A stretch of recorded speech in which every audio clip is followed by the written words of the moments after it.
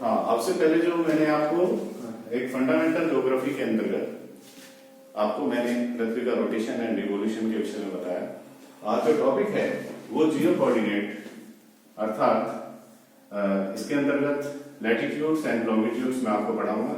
आज का टॉपिक है लैटिट्यूड्स और लैटिट्यूड जो अक्षांश रेखाएं हैं उनमें कौन कौन सी रेखाएं हैं। जो मुख्य रेखाएं हैं जैसे विषुवत रेखा, इक्वेटर, अक्षांश एवं देशांतर रेखाएं, latitude and parallel of latitude, कटिबंध जोन्स क्या होते हैं, कर्क रेखा क्या है, मकर रेखा क्या है, आर्कटिक रेखा क्या है, अंटार्कटिक रेखा क्या है, नॉर्थ पोल और साउथ पोल क्या है, ये सभी मैं आपको अक्षांश के अंतर्गत लैटिट्यूड के अंतर्गत बताऊंगा। देखिए, एक आजकल जो ना हर विषय में, हर सब्जेक्ट में, रिसर्च में एक चीज चली आ रही है और जियो टैगिंग। जियो टैगिंग क्या होता है? जियो कोऑर्डिनेट या जियो टैगिंग ये है क्या? जब तक आप अक्षांश और देशांतर रेखाओं को नहीं जानेंगे अर्थात लैटिट्यूड्स और लॉन्गिट्यूड्स को नहीं जानेंगे तब तक आप जियो टैग के बारे में नहीं जान सकते। और आप चाहे कितना ही वर्क कर लें लेकिन जब तक अक्षांश और देशांतर रेखाओं के विषय में नहीं पता होगा तब तक आप जियो टैग बिना बात की कर रहे हैं, यानी कि उसका कोई वैल्यू नहीं है। तो आज जो है, आज का टॉपिक है लैटिट्यूड्स, अक्षांश रेखाएं। अक्षांश रेखाएं क्या होती हैं? जो हमारी पृथ्वी है वो एक गोले के समान है, ठीक है। ये गोला जो है अंदर से आपको मैं आगे चलकर पृथ्वी की आंतरिक संरचना के विषय में भी बताऊंगा। आज जो मेरा विषय है सिर्फ लैटिट्यूड बताना है, इसलिए मैं सिर्फ लैटिट्यूड के विषय में बताऊंगा। तो जो पृथ्वी है, जैसा कि मैंने बताया कि पृथ्वी जो घूर्णन करती है किसके सहारे करती है? अपने एक्सिस के सहारे। वो एक्सिस क्या है? वो काल्पनिक एक्सिस है, ठीक है। उस काल्पनिक एक्सिस को उसके मध्य बिंदु, जो काल्पनिक एक्सिस है उसके मध्य बिंदु से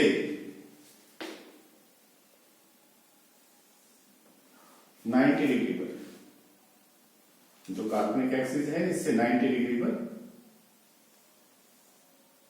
यहां पर जो भी पॉइंट मिलेगा, इसी तरीके से पूरी पृथ्वी पर बाहर की तरफ एक लाइन खींच दी जाए तो ये लाइन क्या कहलाएगी? ये कहलाएगी 0 डिग्री अक्षांश और इसको हम नाम देते हैं इक्वेटर।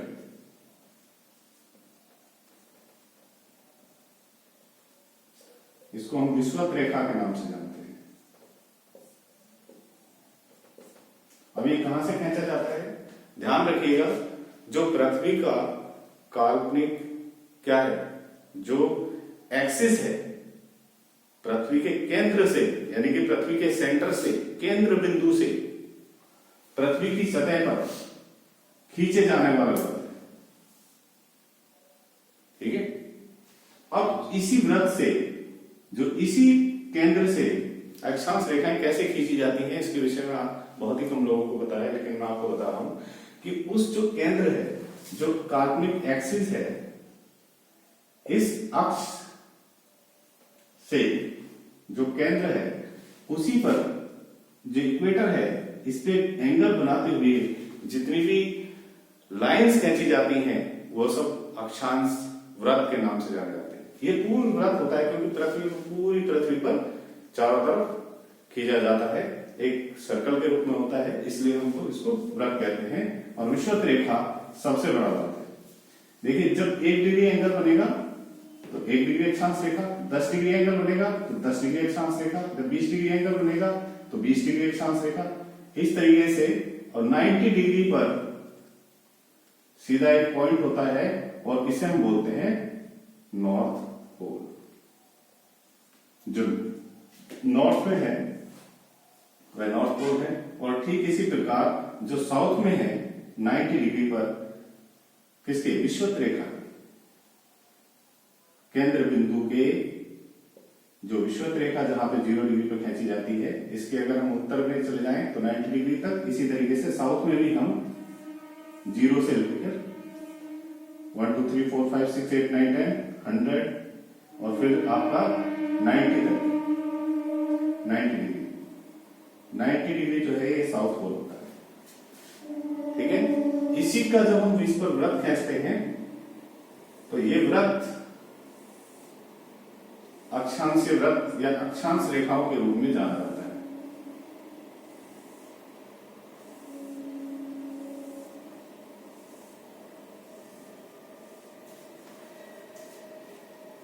इन्हें हम अक्षांश रेखाएं कहते हैं। पैरेलल ऑफ लैटिट्यूड्स इनका नाम है अक्षांश रेखाएं। अक्षांश रेखाएं पूर्ण वृत्त होती हैं सिर्फ दो को छोड़कर।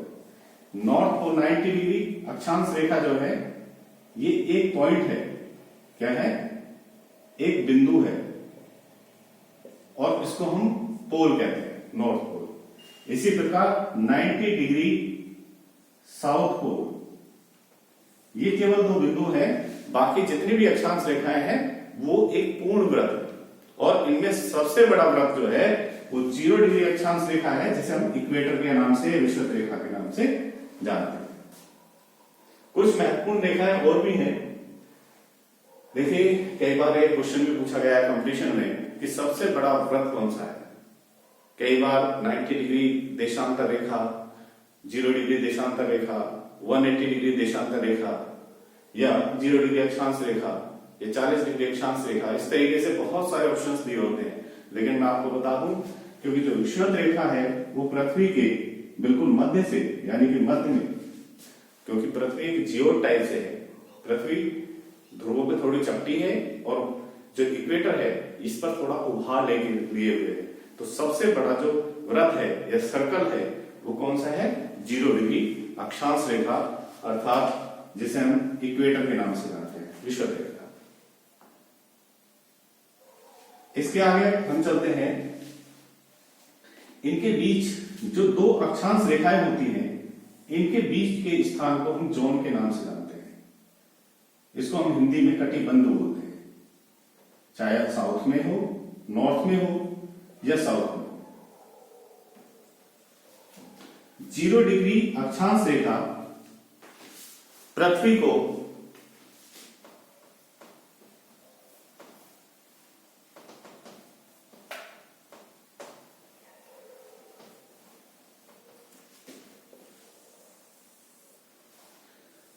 जीरो डिग्री अक्षांश रेखा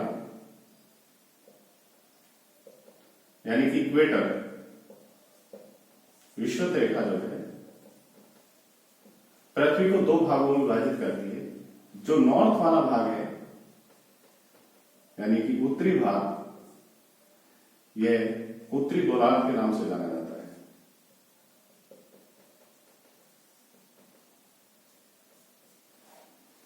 इसको नॉर्थ हेमिस्फीयर कहते हैं। तथा दक्षिणी भाग जो साउथ वाला पार्ट है, दो भागों में विभाजित करती है विषुवत रेखा, नॉर्थ में एंड साउथ में। साउथ वाला भाग दक्षिणी गोलार्ध अर्थात साउथ हेमिस्फीयर,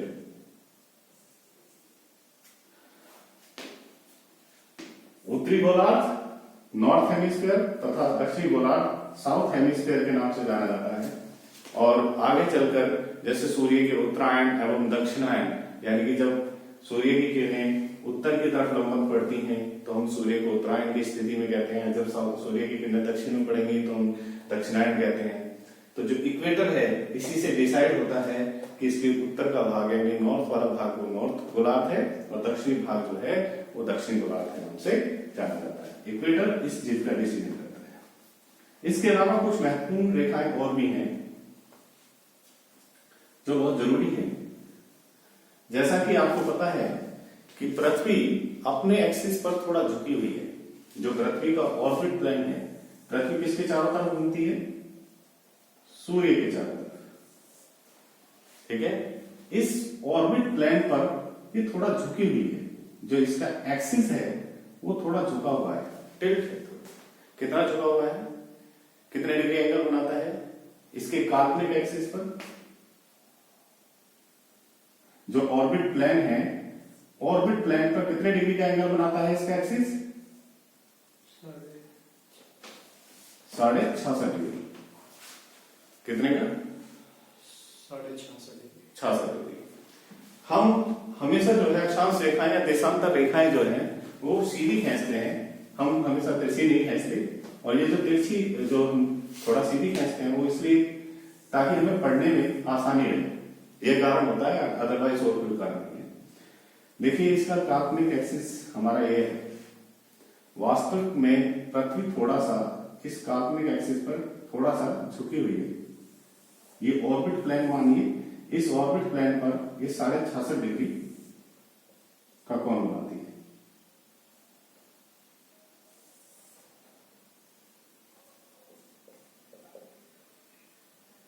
यानी कि अपने जो वास्तविक एक्सिस है, जो काल्पनिक एक्सिस है और जो पृथ्वी का वास्तविक एक्सिस है जिस पर रोटेशन करती है, उसके बीच जो है 23.5 डिग्री का अंतर है। ठीक है, इसलिए पृथ्वी थोड़ा सा 23.5 डिग्री झुकी हुई है अपने काल्पनिक एक्सिस पर। ठीक है, और इसका रोटेशन जो वास्तविक एक्सिस है, जो पृथ्वी का जिस पे एक्सिस पे घूमती है, वो 23.5 डिग्री, या कह सकते हैं कि अपने वास्तविक एक्सिस से 23.5 डिग्री झुकी हुई, ऐसा हम बोल सकते हैं। इसी कारण से कुछ महत्वपूर्ण लाइंस भी बनती हैं या महत्वपूर्ण रेखाएं हैं और भी, जैसे कर्क रेखा, मकर रेखा। इसका क्या महत्व है?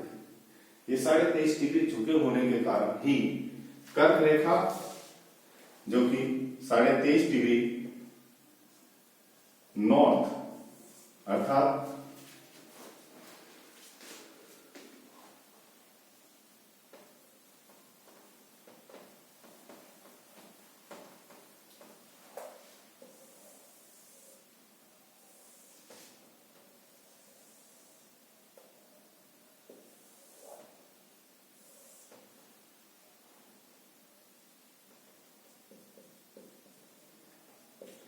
Tropic of cancer 23.5 degree north अक्षांश रेखा को हम कर्क रेखा कहते हैं। ठीक है, जबकि 23.5 डिग्री साउथ अक्षांश रेखा को हम मकर रेखा कहते हैं। इसी प्रकार यहां पर ट्रॉपिक ऑफ आर्कटिक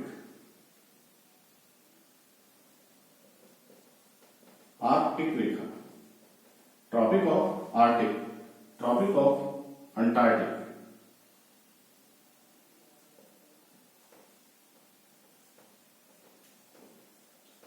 ये 66.5 degree north, tropic of arctic 66.5 degree north and tropic of antarctic 66.5 degree south. अक्षांश रेखाओं को हम tropic of antarctic and tropic of arctic कहते हैं। आर्कटिक रेखा, कर्क रेखा, मकर रेखा, अंटार्कटिका रेखा, विषुवत रेखा।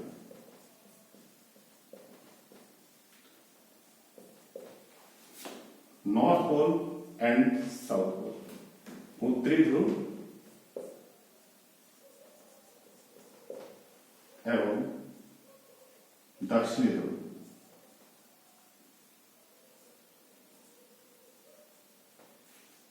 साउथ पोल, इनके बीच जो स्थान होता है उसको हम जोन यानी कि कटिबंध कहते हैं।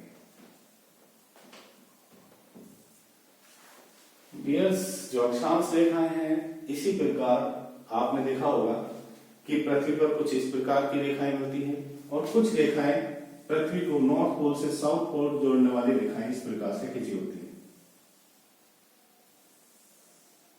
ये रेखाएं पृथ्वी की बाहरी सतह पर खींची जाती हैं और ये रेखाएं भी आपको मैं बता दूं पृथ्वी के केंद्र से ही खींची जाती है। केंद्र से ही पृथ्वी की सतह पर नॉर्थ पोल से साउथ पोल मिलाने वाली रेखाओं को ये अर्धवृत्त होते हैं। जितनी भी देशांतर रेखाएं होती हैं क्या होती हैं? अर्धवृत्त होती हैं, पूर्ण वृत्त नहीं होती, कंप्लीट सर्कल नहीं होता, ये हाफ सर्कल होते हैं। ठीक है, नॉर्थ पोल से साउथ पोल मिलाने वाली रेखाएं, इन रेखाओं को हम देशांतर रेखाओं के नाम से जानते हैं। क्या कहते हैं इनको? देशांतर रेखा। ये जो देशांतर रेखाएं हैं, आप देखिए इस तरीके से कुछ ग्रिड यानी कि जाल की तरह आपको कुछ बनता हुआ दिखाई दे रहा है। अक्षांश रेखाओं और देशांतर रेखाओं के जाल को जियोग्राफिक ग्रिड के नाम से जानते हैं। जब हम रिमोट सेंसिंग जीआईएस में वर्क करते हैं तो हमें डिफाइन करना होता है कि हम कौन से कोऑर्डिनेट, कौन से सिस्टम को हम अप्लाई कर रहे हैं, कौन से कोऑर्डिनेट सिस्टम को, कौन से ग्रिड को, वो हमें डिफाइन करना होता है, ठीक है, एक्सप्लेन करना होता है। तो इसलिए अक्षांश और देशांतर रेखाओं को जानना बहुत जरूरी है। नेक्स्ट वीडियो में मैं आपको देशांतर रेखाओं के विषय में बताऊंगा। धन्यवाद।